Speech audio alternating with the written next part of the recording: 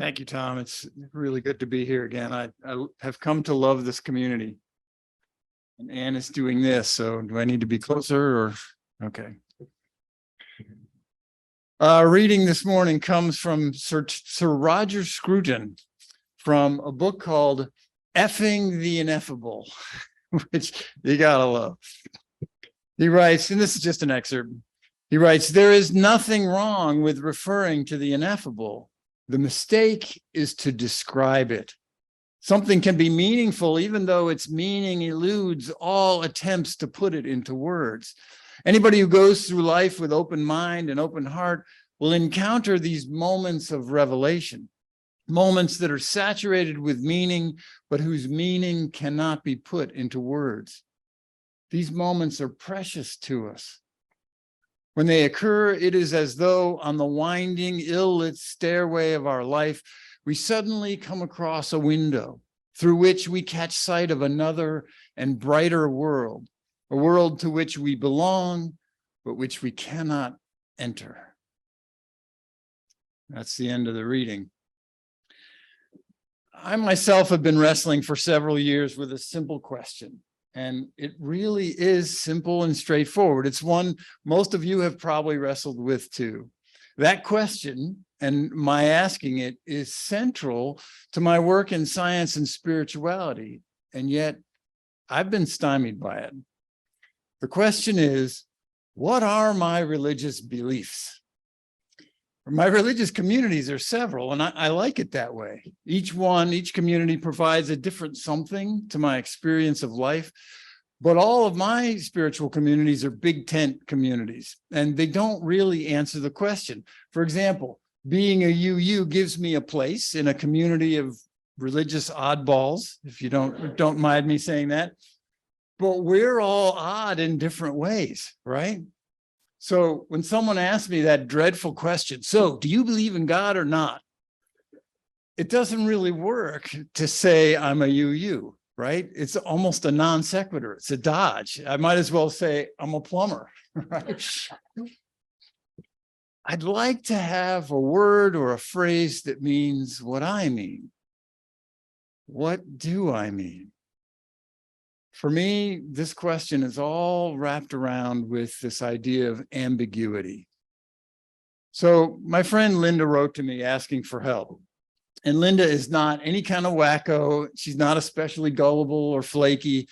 So I was really fascinated by her description of what happened to her. And this is a long quote, so it's all her until I say, end quote.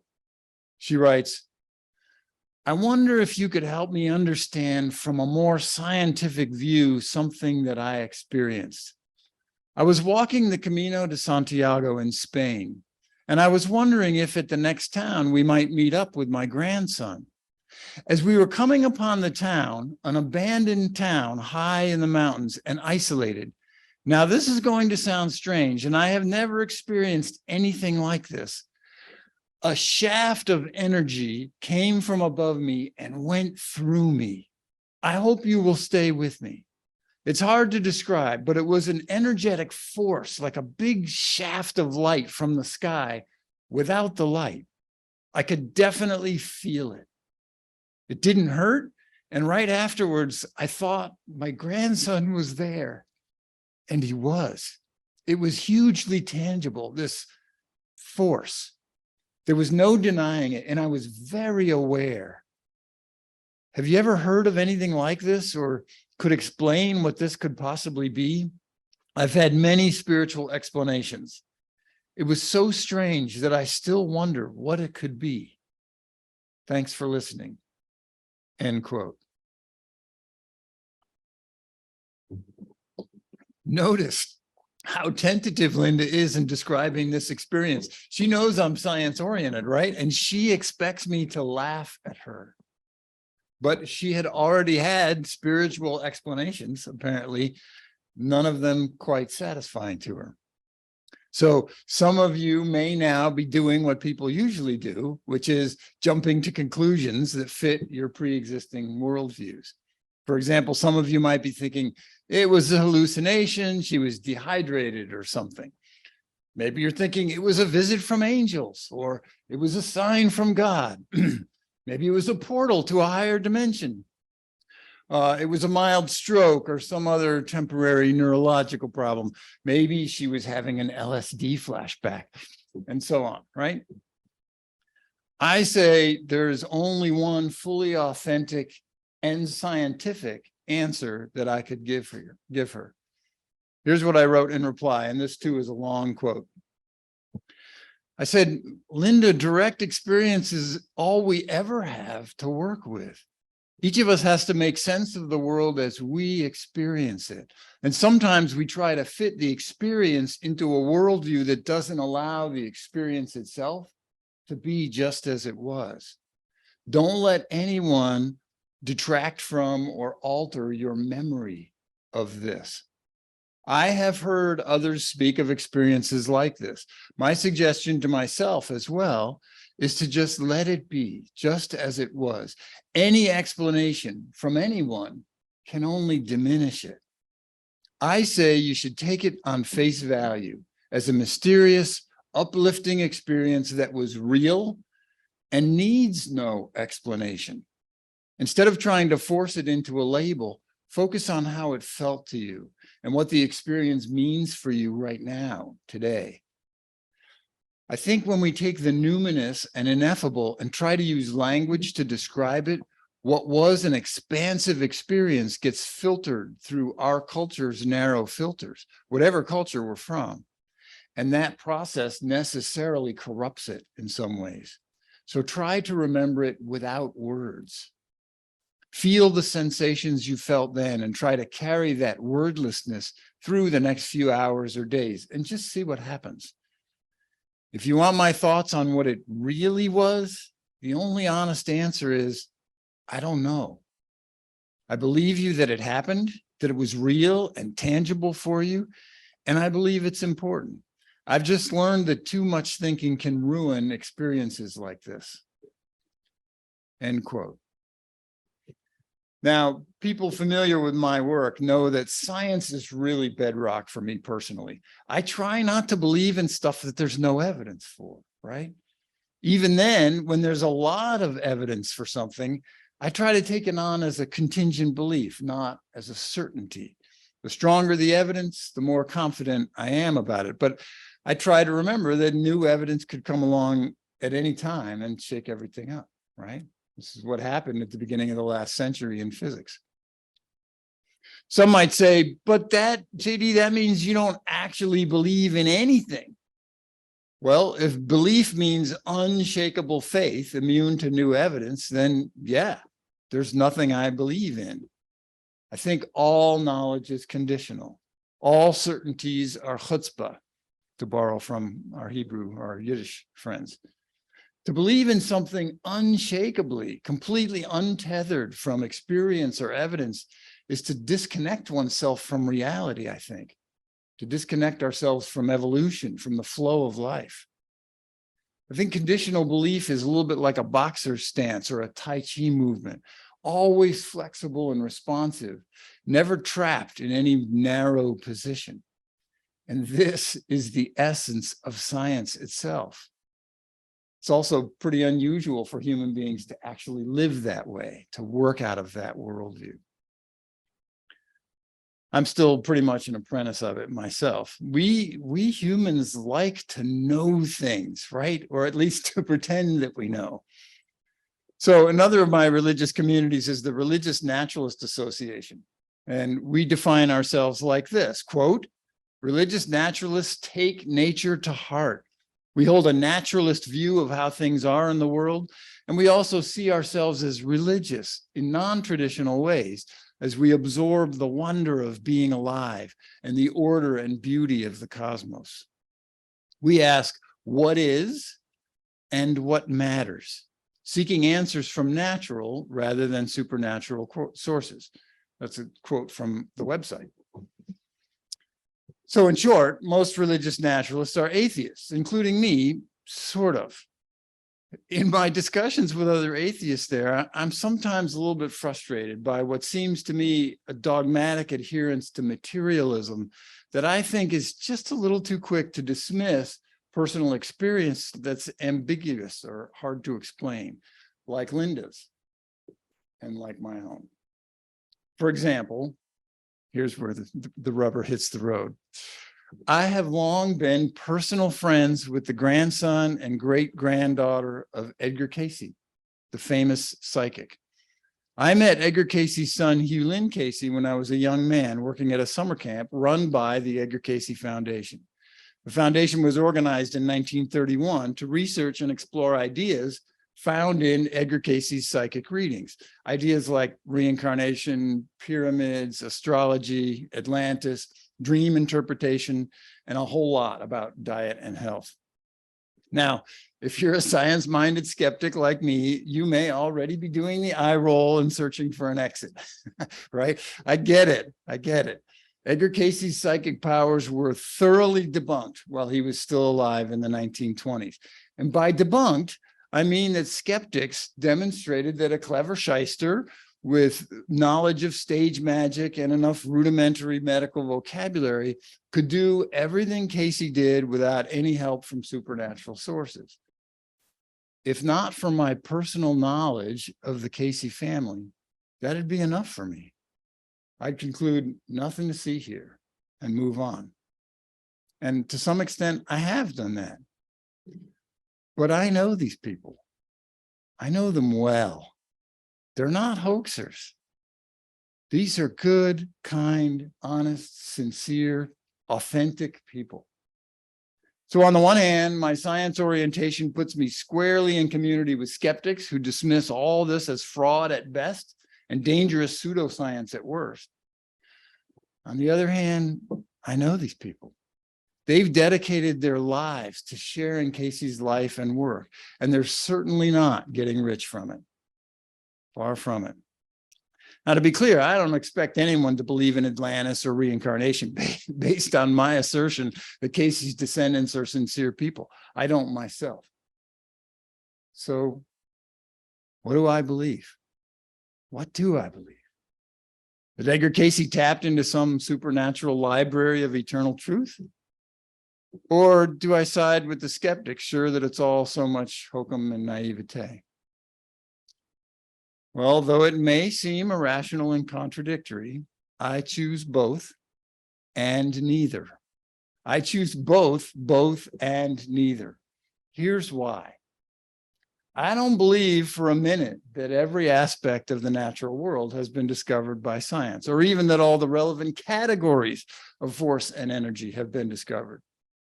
Could there be some natural channel by which Edgar Cayce could learn or know things he had no discernible way to know? Well, my most thoughtful atheist friends would say, probably, but my bet is on no. Less thoughtful ones would indignantly retort, poppycock, even though it was a yes or no question, right? My own answer is, I don't know. And beyond that, I know I don't know because I can't know. This is key to my message this morning. Less than 100 years ago, Werner Heisenberg showed us that because of an inherent ambiguity in the nature of subatomic particles, we can never know both their position and momentum with any precision. That's not quite right. That's a simplistic way of saying it. It's not that we can never know both the momentum and the position. It's that they don't have, each particle doesn't have both a precise position and momentum, because the two qualities are mutually exclusive. When a particle's speed is measured precisely, its location in space smears out to fill the entire universe. It's bizarre, it's wild, but it's true. And when you nail it down to a precise location, its momentum, its speed, becomes a superposition, a stack of an infinite set of values. It becomes an infinite group of numbers rather than a single value. Confusing, right? How could this be? This bizarre bit of knowledge came about in response to the question, are these subatomic particles objects, which the word particles kind of implies? Are they objects or are they waves of energy? Well, even though those two concepts are mutually exclusive, as in they can't possibly be both, these subatomic entities are indeed both, but they can only express qualities of one or the other at any given time. So the position and momentum of quantum particles are known as complementary variables because you can know one or the other, but not both. You can treat particles as objects or as waves, but not both. They are both somehow, but the two models are incompatible. And this condition is called complementarity. That term complementarity, I think, is relevant to my quest for a religious descriptor. The word was coined by Niels Bohr, the founder of quantum physics. And it's defined by this ambiguity and this paradox that I've been talking about, by incompatible opposites that are both simultaneously true. I want to say that again. Incompatible opposites that are both simultaneously true. And this idea that two opposing, conflicting, mutually exclusive models can somehow both be simultaneously true has obviously some really weird implications. For example, you've probably heard of Schrödinger's cat. Yes? Most of you? I'll just review it very quickly. Schrödinger was actually a detractor. He didn't like this quantum ambiguity stuff. And he was trying to illustrate how ridiculous the probabilistic nature of quantum theory was. And his parody of it became this enduring scientific quandary. So he described a sealed box in which a random quantum event, such as a uranium atom emitting radiation, would then be picked up by a Geiger counter and it would trigger the poisoning of a cat. It's kind of a, morbid mind experiment.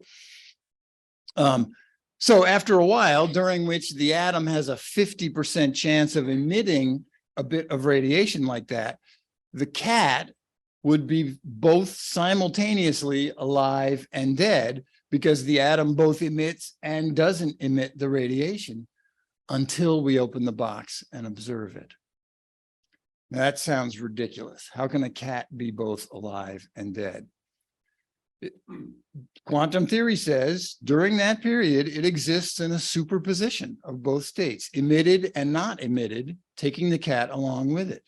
Opening the box then triggers quantum collapse it's called, and the cat would at that point only instantly become either alive or dead. Until someone opens the box, the cat is thought to be simultaneously both alive and dead. This is complementarity. Now, we Westerners, and I should say, I don't think I say this later on, more than a century of experimentation has confirmed that that's actually how it works. There's no alternative way of explaining the Schrödinger's cat experiment. Nobody's actually done experiments with cats. It would probably not pass the ethics committees, but other kinds of experiments that mimic it show it to be true. Now, we Westerners tend to be either or people. So all of our logical reasoning is founded on this notion that if A and B are incompatible, then either A is true or B is true or neither. I'm tying myself in knots here, right? If it's either A or B, then one of them's got to be false, right? And all that beautiful either or logic has served us really well over the last 5 centuries of science and before, because it's brought us now through quantum physics to the discovery that we actually live not in an either or universe, but a both and universe. The words wave and particle are either or names for both and phenomena. Both and includes and surrounds either or. I'm roasting up here. I'm just going to take a second.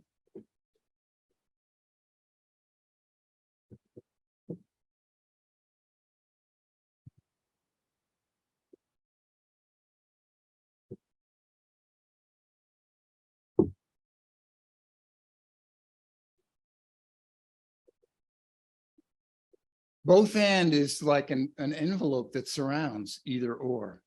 Sort of like the word people includes and transcends words like friends and enemies, right? They're all people. So this is a both and universe with some either or neighborhoods, because all of this stuff that we count as real is made of those things that are somehow both waves and particles at the same time. And I have to admit, it's really uncomfortable not knowing what subatomic particles actually are. And if you get on some of these physics forums, you'll see how uncomfortable even physicists are today with this notion. It's uncomfortable not knowing whether it's a cat or a corpse. We like certainty. It's why so many of us are so uncomfortable about androgyny and they, them, theirs as singular pronouns.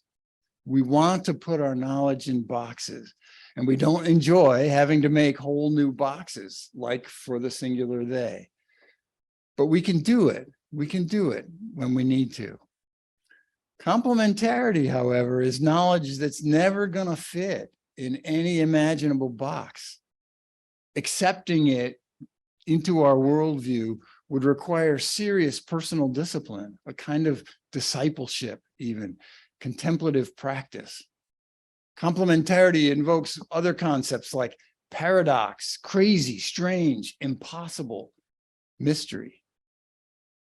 Well, it seems now maybe I've strayed into the territory of mysticism. That's okay with me. In an interview with Krista Tippett, Nobel physicist Frank Wilczek said this about complementarity and the nature of quantum particles. He said, quote, "Sometimes it's useful to think of it one way. Sometimes it's useful to think of it another way, and both can be informative in different circumstances. But it's very difficult, in fact, impossible to apply them both at once." He goes on, "That's the essence of complementarity. You have to view the world in different ways to do it justice.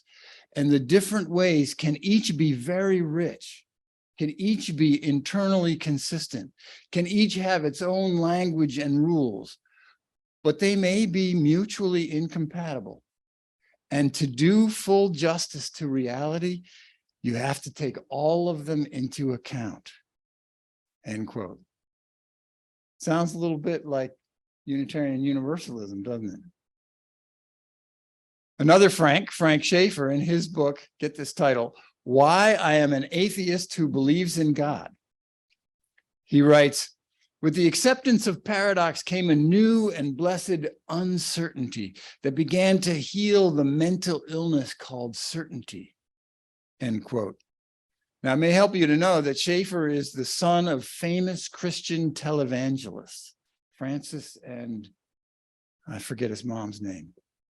He goes on, quote, "These days I hold two ideas about God simultaneously. He, she, or it exists, and he, she, or it doesn't exist. I don't seesaw between these opposites. I embrace them." End quote. Sound familiar? In physics terms, Schaeffer holds these two complementarities in superposition, like waves and particles, applying one or the other as needed to live a fruitful life. But he's not trying to force his reality into one box or another. I aspire to the same. So for a long while, I called myself agnostic, but agnostic literally means not knowing. And for me personally, that just felt a little too indecisive. I'm not agnostic about whether atoms or light are made of particles or waves. I know that they are paradoxically both and neither, and that everything in my life and much of the universe is made of this same odd stuff. Even here, though, this is not an unshakably certain belief, but it's clear enough to base a worldview on. It's as certain as the round earth and the kinship of life. Maybe we could call it quite certain. Similarly, I'm quite certain that there are fundamental aspects of nature yet to be revealed by scientific investigation. It's possible, though not likely, that some of those aspects may allow for phenomenon that we would regard as supernatural or paranormal today. I'm not agnostic about that because I do know. I know that I don't know, and that other people's experiences are different from mine. They're complex, ambiguous, hard to explain.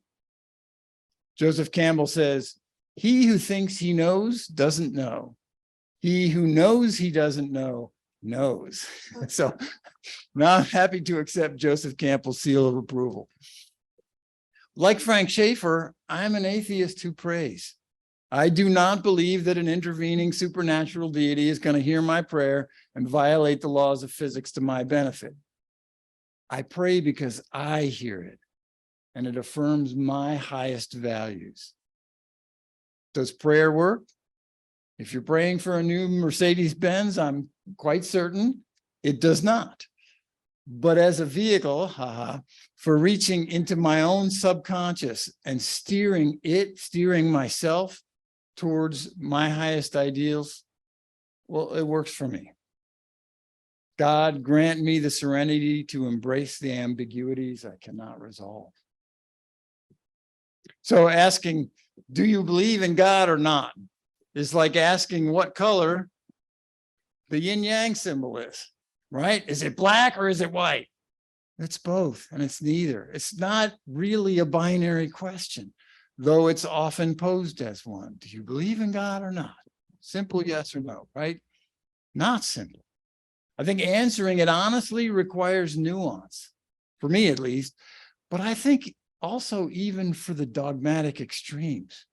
Which God are you talking about? With what attributes? There's nuance. I am a complementarist. Please be careful not to confuse me with complementarians, because that term refers to religiously defined strict gender roles where men are the rightful heads of their households because Bible something. This is a real group of people out there, complementarians. I thought I had invented the term complementarism from complementarity, quantum complementarity. But in preparing this sermon, I Googled it just to see, and I found a page at Rutgers.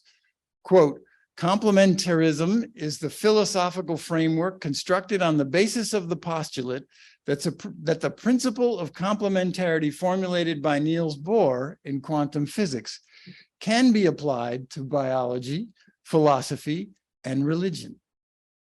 That's the actual description of an actual course titled Complementarism, a Science-Based Philosophical Framework for Integrating Irreconcilable Opposites at Rutgers. So I have a tribe, right? And actually, as it turns out, since then, I've encountered quite a few other people. And on Tuesday night, the Institute on Religion in an Age of Science, iras.org. They have a series of webinars, which since January, I am producing. One of those things where, you got to be careful when you raise your hand. The featured presenter for about 45 minutes, starting at 5 o'clock, will be Dr. Gregory Derry, who is a retired physics professor at Loyola. We'll be talking about complementarism as he applies it to the question of science and religion and materiality. So that it looks like it's going to be a great webinar. And the respondent giving just a quick response, 5-minute response, will be Frank Schaeffer of Why I'm an Atheist Who Believes in God. So I'm really excited about that. And if you want to attend, sorry, I've gotten into the shameless commerce, although there's no money involved, it's all volunteer. It's iras.org. You can look that up and attend the webinar. Where was I? I think as the basis for a worldview, complementary offers guidance for a lot of different social issues as well. So if an electron can be both a particle and a wave, certainly a child can be both male and female. An immigrant can be both an American citizen and speak their first language. A biracial child can be both white and black. Here it is again. And not have to explain herself to anyone, right? I can be both an atheist and deeply religious. I think this approach offers a kind of deep humility that's sorely lacking generally in society, and especially in geopolitics, and even maybe more so in American politics.